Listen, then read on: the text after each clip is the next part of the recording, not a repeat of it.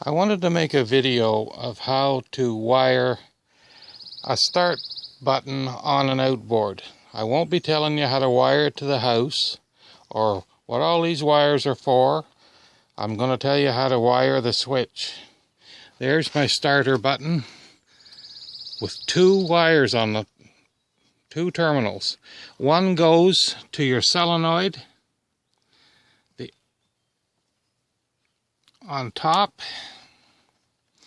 the opposite post of where your starter hooks. If your starter hooks on one post, you run one wire to the other big post.